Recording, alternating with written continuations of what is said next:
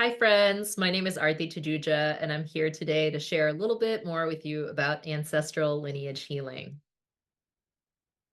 So, a little bit about me in my current life is that I live with my partner, Matt, and I have 3 cats. And I live on 14 acres of land in Western North Carolina in a town called Todd, which is relatively close to a town called Boone, which you may have heard of, which houses Appalachian State University. We're a couple of hours from Asheville and a couple of hours from Charlotte, kind of sandwiched in between there. So that's the land that I'm currently on. And this entire territory was once occupied by the Cherokee predominantly. And the roots are still here, and the land really, you can feel the energy in the mountains and the rivers here. So that's a little bit of where I'm situated.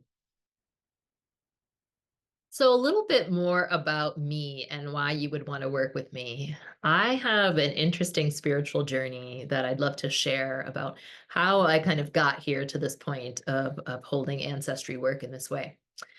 So, I grew up in a town called Crown Point, Indiana. It's in the northwest part of Indiana. And I grew up in this town with very, very few people from my culture. So, my family is from India, and they migrated here when my parents were in their 20s. And they didn't know too many other Indians, but when they found other Indians, as you can imagine, they got really excited, especially being in this sort of small town in the United States. And they wound up in this kind of area because my dad is an environmental engineer, and that is just where he ended up getting a job in the sort of EPA kind of industry, if you will. And so I grew up there, and gradually my parents found about 13 Indian families that were relatively close in proximity. Now, these Indian families were from kind of all over different parts of India. So while there was a lot of commonality, there also has been a lot of difference because just by the way people connect and worship and are together in their cultures are just so vastly different. So I grew up in the best of both worlds, in turn, spiritually speaking, in that I had a mom who was very into ritual, and I got the benefit of sitting next to her in the shrine room, practicing Hindu and chanting the Aarti, which is my name, and really going deep from a very, very young age. So in that sense, I feel really fortunate to have had that. And then I grew up with a lot of aunties who also had their takes on the tradition and brought in kind of different aspects of the tradition into my world.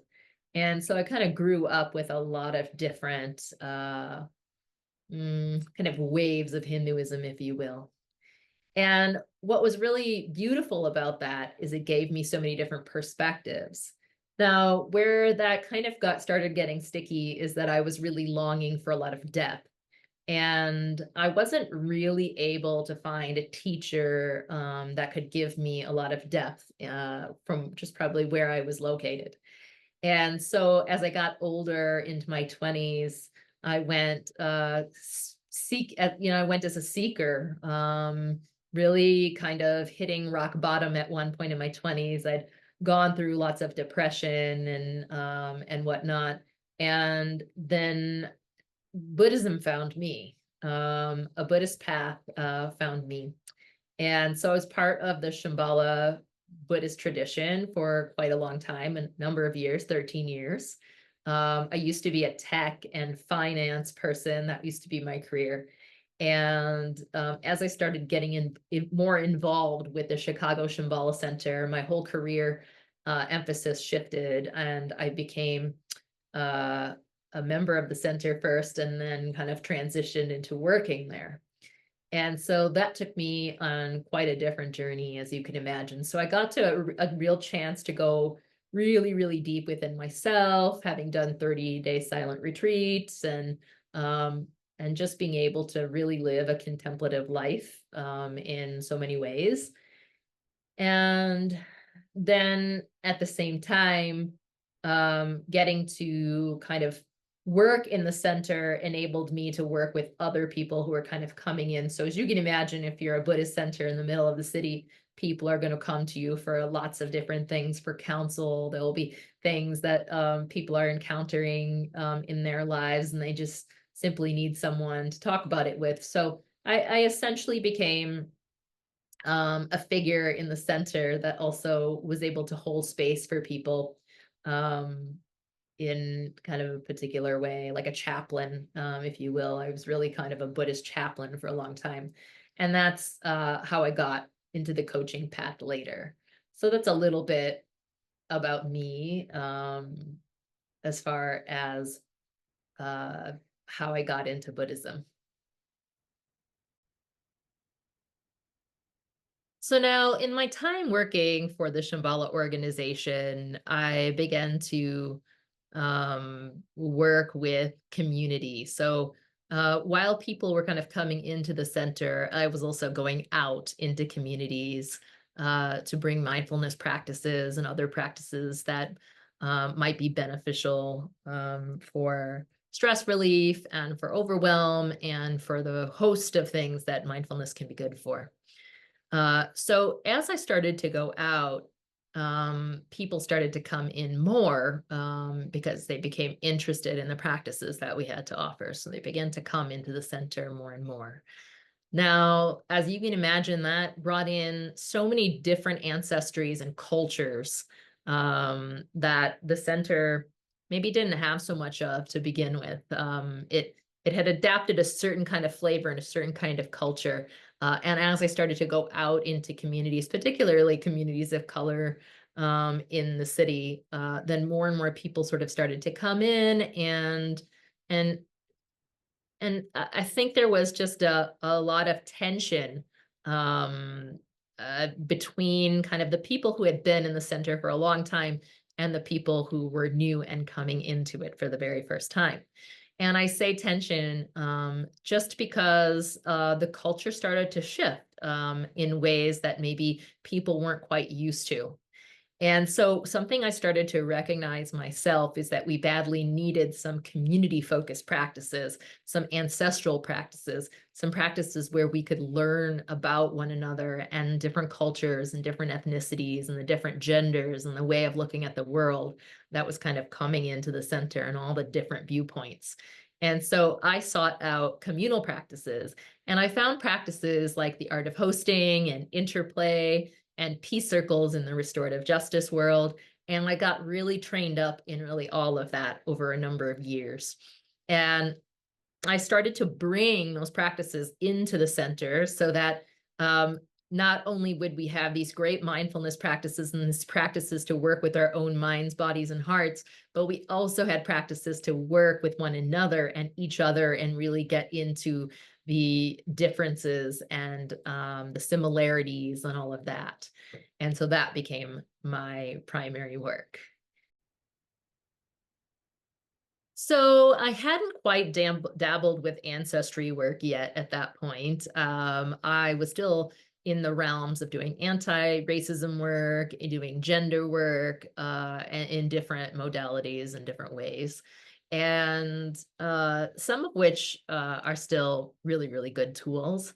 But the ancestry work has really changed my relationship in general with how to work with difference and how to work with the deep somatic things that we really need to take care of in our own bodies and minds and hearts. And so ancestry work, how did that show up for me? So ancestry work came about during COVID for me. And it came about because I had taken a step back from the Shambhala organization, and I was really still, really hungering for a spiritual path. And yet I needed to take a break from the Shambhala organization and take a giant step back. And so that longing, though, inside of me really never stopped. And so this book called Ancestral Medicine, written by Daniel Thor, it was sitting on my shelf, and I really hadn't touched it. You know how you buy books and they just kind of sit on the shelf collecting dust, and then one day, you're like, "Oh, what's that?" Does that ever happen to you? It happens to me. So this book kind of showed up, and I picked it off of the shelf and I set it down, just kind of not thinking about it too much. But then a friend of mine posted a class by Daniel Thor in ancestral medicine that was taking place on ancestral lineage healing. And I saw that that was the same person who had written this book. And so when I get two signs like that, it's difficult for me to ignore. And so I went diving into it. And as I dove further and further in, I signed up for the class. I started working with my first lineage. Um, what showed up was an ancestor on my father's father's side. And my uh, great grandfather, if you will, and very, very great. He's quite far back in time. And he showed up, and I realized I had seen him before in my Buddhist practice and kind of been ignoring him in my Buddhist practice a bit, as though he was kind of there, but not. And so it was kind of like opening up a part of myself that I had been shutting out. And as I started to allow more and more that part of myself to shine through, and that wisdom to shine through ancestor uncle, as I call him, my life started to shift and evolve in new and different ways. And a new path kind of started to form. So that was kind of the beginning of my journey with ancestral lineage healing. So one thing that I really, really love and have always loved throughout the time of my Shambhala days, and even after, as this whole ancestry path opened up for me, and that is that I really, really love holding space one-on-one with people. Now, I do a lot of group work too, and if you look at my website, you'll see all kinds of space holding types of things that I do as well. But the one-on-one work is what I am really most passionate about, and I always have been. I love working with people one-on-one, and I love getting to know you. I love to interact with you. I love to learn about your journey and see how I can help that journey. And so it's just a precious opportunity for me to really be with people one-on-one and really just take them in for who they are, and take you fully in. And so I really enjoy that work. Now that hasn't changed any since doing this ancestral medicine practice.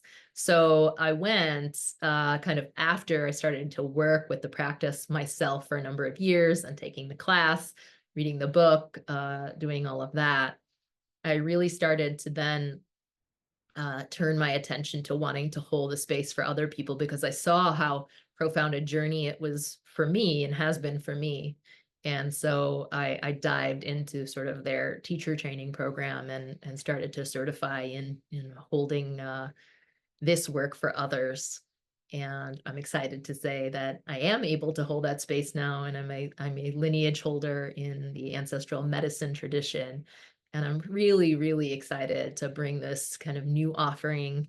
It's been an offering that I've had for a while, but haven't been able to really share until now. So I'm super, super excited to share this process with you, and show you the ways of sort of healing um, this heart, and this family bloodline and this lineage and the lands that we come from, and the disconnection and all the trauma and all the things. This practice is such a beautiful heart practice of opening up the blood lineage lines. And even if you have no connection to your blood lineage lines, like you're adopted, and you really don't even know where you came from, or if you somewhat know, but you really don't you don't know anything about certain lines, that's perfectly okay. We have this wisdom, luckily, inside of ourselves, inside of our own beings. So we don't have to know anything to access that wisdom. There's just a way of accessing it that we have in ourselves. And kind of my job, if I have one role, is to help you to gain access to that back again, to remember again, if you will, to sort of wake this part of yourself up so the wisdom can really come through. And that's kind of who I am as a coach, is that I help you to allow this wisdom that's already in you to come through loudly and clearly. Okay, so now how does this work exactly? How do you get started? And why shouldn't you start with the book or the class? These are all really good questions. Let me answer them one at a time. So at the beginning of my journey, I started, as I told you, with the book and the class. And you can definitely go that route. You can definitely start with the book. You can definitely, I mean, it's not a big investment to invest in the book if you're really curious and you just need to know more. Um, and of course, you can sign up for the class. Again, it's maybe a little more of an investment than the book, but still not as big of an investment maybe as a one-on-one. And so there's that avenue to go down. And then there's the avenue of working with somebody one-on-one. Now, I did not engage that avenue. But if I were to go back in time and talk to my younger self who just started on this path, I would go back and tell her, try to find a one-on-one practitioner and work with them for 4 or 5 sessions till you get the hang of this practice, and then really then practice it on your own and learn the technique, refine it a little, maybe by taking the class then and by, you know, reading the book. But to work with somebody one-on-one really helps you get that foundation of how to actually work the steps. And there are steps, there are very distinct steps in this lineage. You can read all about them. But it really helps to have somebody guide you through those initial steps in the process, because as you can imagine, you're kind of trying to do visualizations and meditations. And so if you're working with somebody one-on-one, that kind of guidance is kind of live real time. And so if you're caught in a trap and you're struggling with something, I can get a sense of what you might be struggling with, and I can help you open that sense up. Whereas if you're taking the class, you could be struggling, and you've either got to engage somebody or bring it to the class and wait and whatnot. So it just kind of depends on what you're looking for, how deep you really want to just commit to the work and go. Or, do you want to kind of ease into it and take those steps? And so I definitely eased in. But if I were to tell my younger self, I think the process for me, it would have been better to work with somebody one-on-one than maybe take the class and engage with the book and the class at the same time. So I'll leave that up to you, but that's kind of the benefit, is that uh, way of being able to just go deep, really understand the process. And in those steps, so we take 5 steps on the journey, which I'm about to describe to you, the 5 steps, and how the process works. But in that kind of engagement of those 5 steps, you could potentially encounter some trouble with one of the lineages and need more coaching around that, right? So I try to keep it at 5 sessions, but it could be that something is really stuck, and you need more. And it could also go the other way. You could just fly through the first 2 steps in the first session, and that's a little bit more rare, but you really could. But I'd say on average, it's about 5 sessions to kind of clean up one lineage. And when we say one lineage, we mean one grandparent.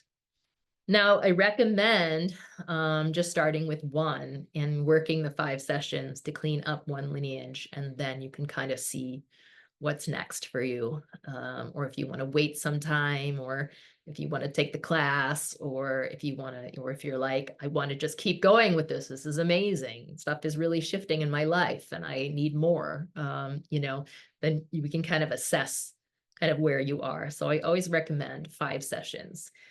Now, I don't like to take less. Now, if you feel like, I tend to meet with people one-on-one for about 15 minutes to get a sense of who they are, um, and I can tell you how many sessions you likely need with me. So that 5 is not sort of set in stone. Maybe it's 4, maybe it's 3, but we kind of determine that together. And we also determine the pricing together. And so if you're kind of somebody who feels like they can pay on the more patron side of things because you're very financially stable, or maybe you're just financially fortunate, which is great. You could contribute a little on the higher side so that you can begin to help me to offset the costs of my time for people who may need a lower cost session, and in some cases even pro bono work, or free work. Now I tend to take only one free client at a time. So if you are one of those people, you can get on that waiting list to still work with me. But the more I find that the more patronship I have, that really enables me to open up my time to those who maybe can't afford even some of the just regular pricing. So that's kind of how it works for me on a really practical level. So we work through 5 sessions, and approximately, I like to give an approximate, we determine a price together, and then we book sessions and we go from there. So if you think you're interested in this work, I will post the the link to the questionnaire that I have. So I have a bit of an application process. You fill out the application and it comes to me, and I don't take everybody, to be honest. I want it to be people who are a good fit for me, people who are really, really committed to the work. So if you feel like you can really commit to 5 sessions, and that feels like a good number to you, then great. But if you're somebody who's really hesitant and you're like, I don't know, I'm not so sure about this, and maybe I could just do one session at a time and see where that goes. I'm not as inclined to work with you, because it's that 5 session commitment that helps to really clean out that lineage. And if you're only going one session at a time, it tends to be like you have one session, and then you're not sort of in the habit of returning, because you're just not used to the work. So I find that having 4 or 5 committed sessions helps people to develop a real habit of then coming back to the work and really working towards cleaning up that lineage. And that's really what I want to kind of work with you on and achieve. If we had a goal, it would be to work with you to clean up one lineage and to really commit to cleaning up that one lineage. Because I find that if you kind of leave it hanging open, you kind of partially work with it and you kind of are disturbing it, but you're then like hands off, that's not such a good thing spiritually.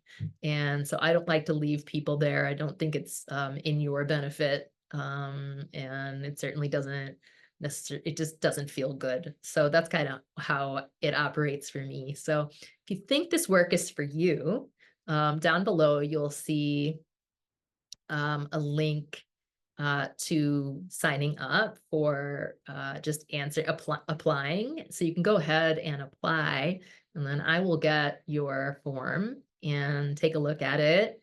And if I think we might be a good fit, then I will reach out to you to give you a link to set up a 20-minute call with me, and we will connect and see if it's a good fit for both of us. And if it's not, and there's another path or another practitioner that I can suggest for you, that also could be the case. But we kind of decide that together, and then after we make that decision, we proceed working together.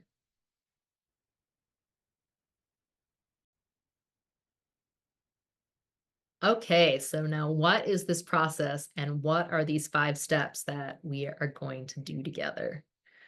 Okay, so step 1, at the beginning, when we first meet, it's a little bit of a longer call, a longer session than, say, all the rest of them. And that's because I really take the time to get to know you, ask you questions a little bit about your ancestry. Now, again, you don't have to know anything, but it's always nice to ask the questions and to see kind of what comes up. So it gives me a chance to kind of get to know you. And we spend maybe about a half an hour doing that.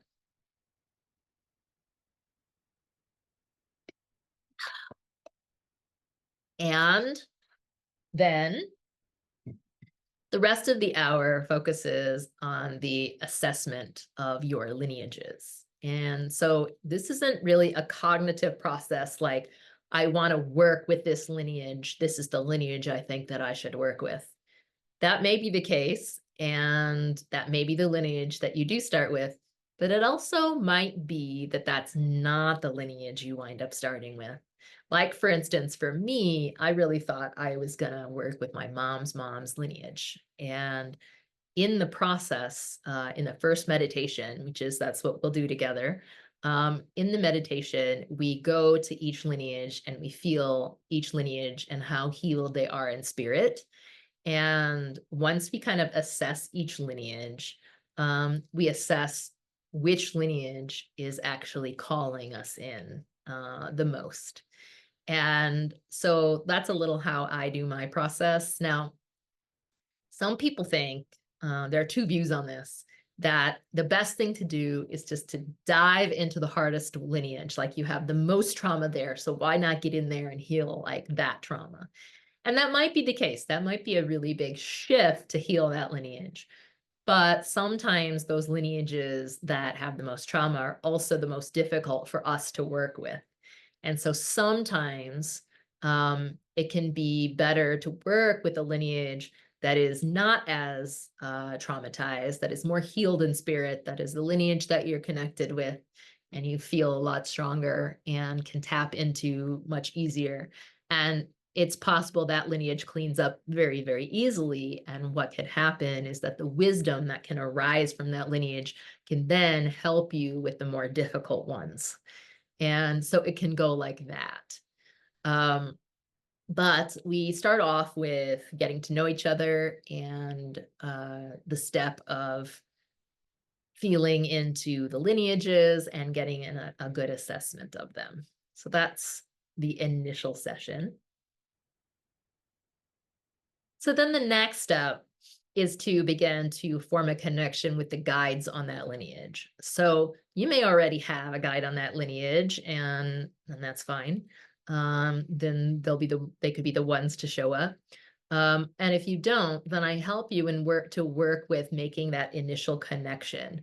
Now, if you're somebody who already connects with guides, this shouldn't be that difficult for you. But if you're somebody who's really new to the process of connecting with guides in this way and spirits in this way, then that might take a little bit of opening up that portal kind of back into yourself. And so sometimes this step can take longer for some people. And for some people, it's really, really short because it's like, here's the guide. And then for others, it's like it has to be opened and they could take several sessions even for some people. But that's kind of the next step is leaning into feeling into the guide and meeting them. And then we make sure that that guide is a well and healed ancestor on that line. So we don't want to work with anybody that we aren't sure about. We really take a lot of measures to feel into the safety of the spirits we're working with. We don't want to work with unsafe spirits because that's obviously not good for anyone. And so my job as a guide for you and me and my ancestors are here to kind of hold that space for you so that if you are kind of stepping into uncharted territory and it's not looking so good, that me and my people can help you to kind of back out of that and come back into your body and come back into the present moment so that you can begin to search beyond that for a more healed spirit. So that's kind of the process with that. So the next step on the journey is to heal the oldest dead. And so in this process, a lot of people are always really surprised to know that we aren't doing the healing, but rather the ancestor and the healed one that we have connected with is the being and the spirit that is doing the heavy lifting and the work. They are the ones who are being activated, if you will, and being asked, will you help me heal what is between you and me? And once we get a really strong yes, then they do it. And it's up to us to witness. So we turn into witness. So as these older ancestors on the line begin to heal, we become witness to the line healing. And as the line begins to heal, we're able to tap more and more into our wisdom body.